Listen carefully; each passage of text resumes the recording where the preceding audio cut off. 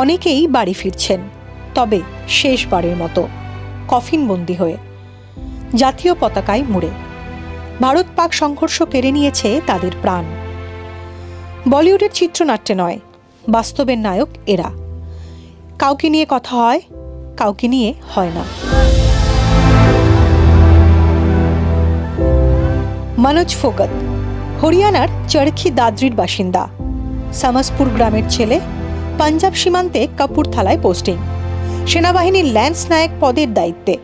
সীমান্তে কর্তব্যরত অবস্থায় শত্রুর গুলি লাগে। সেনা হাসপাতালে ভর্তি করা হয়। 15 মে মৃত্যু হয় মনোজের।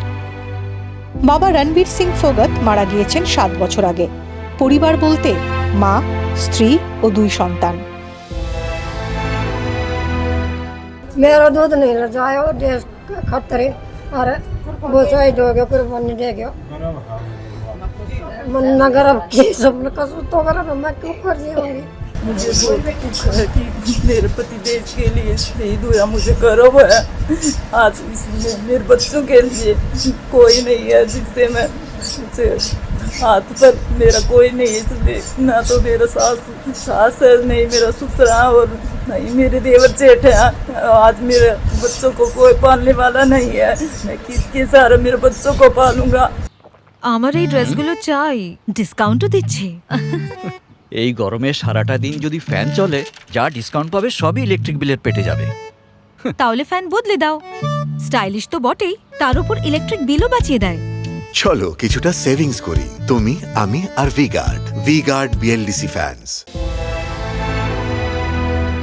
জাতীয় পতাকায় মুড়ে মনোজের কফিনবন্দি দেহ শেষবারের জন্য ফিরে আসে গ্রামে। চোখের জলে শেষ বিদায়। यहाँ पे गांव में मैं खड़ी हूँ और श्रद्धांजलि देने आई हूँ वीर मनोज फोगाट को।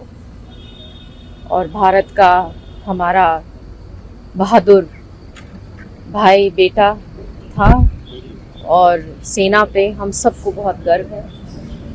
अभी ही आपने देखा है कि कितना ये पहलगाम के अटैक के बाद कितना बड़ा जो एक आतंकी हमला हुआ था, किस प्रकार से हमारी सेना ने दुश्मनों के भीतर घुसकर कितनी बहादुरी के साथ अपनी जान की को हथेली पे रखकर हमारे प्राणों की रक्षा करे।